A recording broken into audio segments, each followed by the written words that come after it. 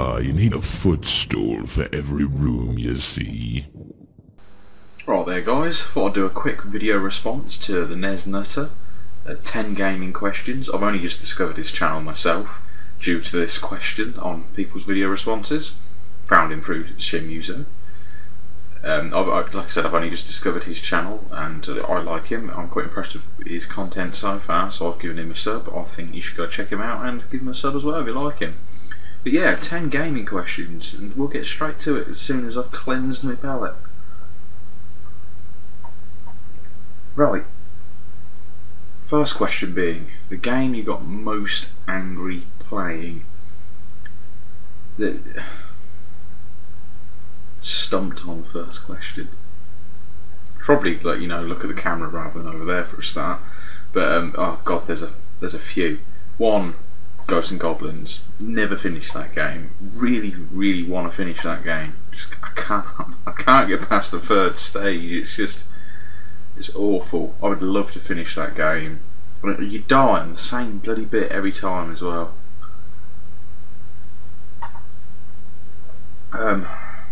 Other games. Marvel vs. Capcom. Marvel vs. Capcom 3 online, to be specific.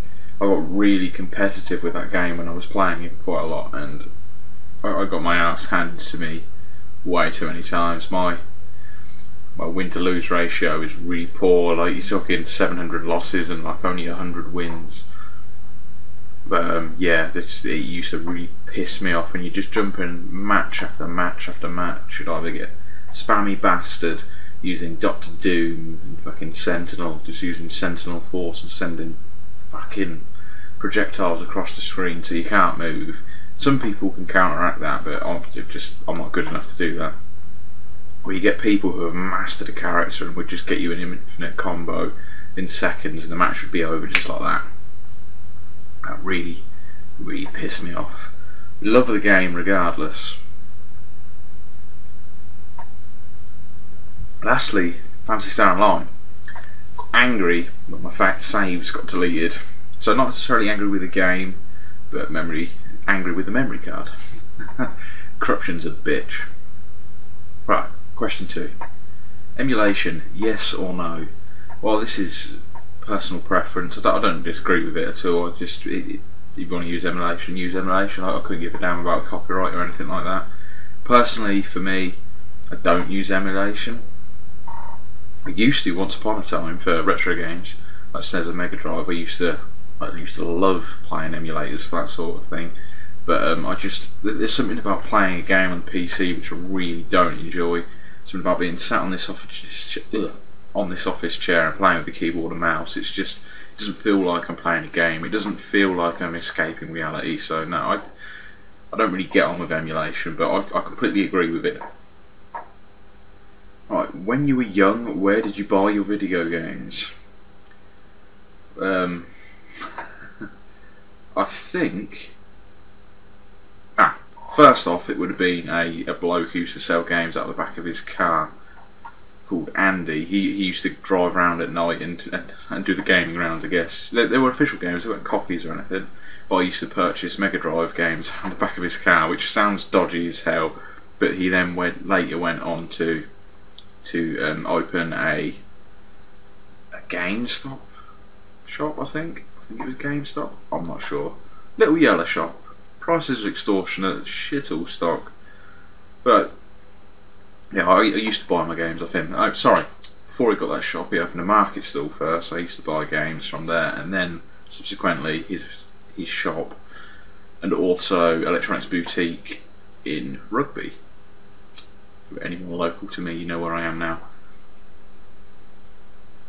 They were shitty stores, but like a lot of people on here who are admitting to it, I did used to get a lot of copied games for the PlayStation 1, and I don't regret it. It really did broaden my horizon for games. Right, question 4. Favourite looking console up until now? Oh, so we're not talking future consoles then? No? I can't mention the Xbox 4942. No? Right, okay, up until now it is then. I'm sure I've answered this before in a Christ, I've forgotten his username. In a top 32 in a top 3 Tuesday video. My answer was probably different to what it is now, but off the top of my head, without really looking at them and examining them and deciding which I like, I'd probably say it's GameCube. It reminds me of a lunchbox. And who doesn't like sandwiches? You tell me one person who doesn't like a sandwich. Right, question 5. Favourite gaming era? I think I did say that right. I think it's only one way to say it. Between two minds on this one. I'm not sure if it's the PlayStation 1 N64 generation or the GameCube Xbox generation. It was mid to late 90s and early 2000s. That's definite. But I think my happiest time gaming is probably when the GameCube came out, to be honest. Just I had so much fun with that console. Right, question 6. If next generation was download only, would you buy the system? Never say never, but no. At the moment, I won't even buy the current gen of gaming, as in the Xbox One and the PlayStation 4. I've just got no interest in them. But undoubtedly, I will buy them when they come down in price to like 150 or less. So we're talking in like 5-6 years probably, if even then. I don't like downloadable games at all. I don't get on with them. Having said that, I do have an extensive Steam collection and Xbox Live Arcade collection. So, no, I'm talking out my ass right now. I'd like to say no, but I know I always go back against my word. It depends on what titles are released, to be honest. If they were to carry on releasing Final Fantasy games, or Lost Odyssey 2 came out as a download-only title on a next gen of consoles, yeah, I would get them because the software's there, and it's the software I'm interested in over the hardware, I guess, and over the media.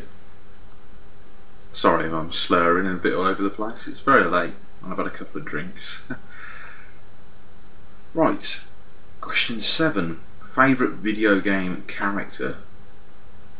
Now, this is a bloody hard one, but I can't answer this question without saying Sephiroth from Final Fantasy VII straight off the bat. It's because of him that I have such lovely locks. I saw him as a kid and just thought, yeah, I'm growing my hair, that's what I want to do, and have done ever since. So I have him to thank for that. But God, there's 1,000,001 awesome characters. Arthur from Ghosts and Goblins, Ghouls and Ghosts, sorry, it's called here. You can't have a beard of that magnitude and not be a cool character. It's just that I skim through my collection to see if I can think of any more off the top of my head,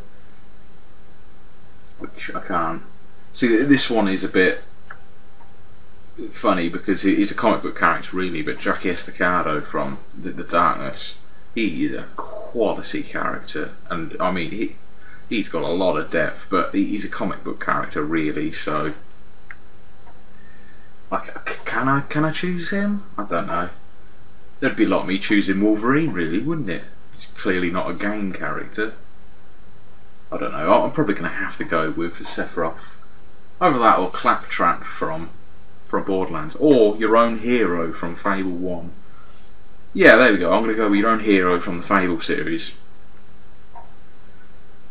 Right, a game series you have always hated. Oh, goody, I could list these till the cows come fucking home. Any game series of the year in the title, excluding King of Fighters. Why they put years in their titles, I don't know. Yeah, sports games, hate them with a burning passion. Why people buy them year after year, it is just beyond me. And the Call of Duty series. Now, fundamentally, I have nothing against the game itself. I can understand that the gameplay and the story, that sort of thing you're into, yeah, go and play it. But it's just how people treat it, like it's the second coming of Jesus. I can't get on with that at all, and it's It's overhyped and overrated to hell. Halo, the multiplayer specifically, I like the story quite a lot. I was going to say I adore it then, but that would be a lie. I have enjoyed the story. I've played through it multiple times with co-op partners, and I've thoroughly had a good time playing the story. But multiplayer, could not give two hoops. Again, it is overrated to shit. Sorry, you can probably hear my chair squeaking quite a bit. I'm going to have to do something about that, because I imagine it's quite loud for you. But yeah, Halo, not getting on with it. If you want to play a first-person shooter online, get on Unreal Tournament. That's the only way to do it. Fast-paced, and it doesn't matter if you die. Instant respawns. That's what it's all about. Anything else I hate? I can guarantee there is. I can more than guarantee there is. When I decide I don't like something, you can fucking guarantee I do not like it. Nah, not off the top of my head could I find any, but any game of the year in the title, i.e. sports titles and Call of Duty, just is, I don't get on with them at all. Right, question 9. Disc cart only or boxed and complete? Well, it depends on the game, depends on the console. For disc games, I'll never own a disc only. A disc only game. I remember as a kid at one point I did get rid of all my PlayStation 1 boxes and just play all the games out of a disc folder, but that was as a child. But now it's just protection is key. I think it's not so much the artwork in the manual I care about. I need a box because I don't want my discs to get scratched to shit. Kart games, well, if it's Mega Drive, I want at least a box. I can settle without a manual, and I can settle if it's in rough condition, but it needs a box if it's the Mega Drive, and it needs a sleeve as well. If it's Master System, very much the same, although I'm more likely to settle for a cart. N64 cartridges, couldn't give a shit about the box. Ooh, excuse me. Game Boys and stuff like that, couldn't give a toss about the box. As a kid again, I used to buy the game, get the game out and just bin everything, just put them in the bin on the way home. It meant nothing at the time. SNES, either way really, to be honest. I really enjoy SNES boxes. Quite like owning them like that, but it wouldn't put me off buying one if it was cart only. I don't collect for those systems, so I'd buy whatever came. So yeah, I'm pretty easy going as far as the disc and cart only question goes. Quite surprised myself on that one. Right, question 10. A zombie has broken into your home. Right. You can only use one object within a 2-meter radius to where you are now. What do you grab to fight it off with? Well, is it a him or a her? What's the state of this zombie? Is it fresh? Can it run? Is it aged? Is it rotting? Because there's multiple answers to that, to be honest. If it's aged and rotting, I could just pick up my hairbrush really, give it a quick sweep on the head and pull its scalp off, and then just give its brain a poke, and I'm pretty sure it would stop. I could just whack my cock out, give it a quick slap on the nose, and I'm pretty sure it would stumble over. I think the most realistic answer would be for me to either let myself get eaten, because I don't want to live in a world of zombies. I can't handle that kind of responsibility. Or, you know, just jump out the window and commit suicide. But I suppose if you want a cool answer, I've got a set of dumbbells and a barbell down there. I could attempt to whack it around the head with that, but it'd be futile, because if there's one in here, I guarantee you there's 10 more out there. Yeah, who would want to live in a world of zombies? Nutcases, that's it. Anyway, yeah, 10 questions. Quite enjoyed them. You probably didn't, because I've blabbed on like a bitch. Anyway, go check out the NES Nutter. Like I said, I've only just discovered his channel myself, and I am enjoying his content. So yeah, I advise you go and do the same. Make up your own mind on him, of course. Anyway, I'm off to bed because I'm knackered and I've got work in the morning. Cheers guys, enjoy.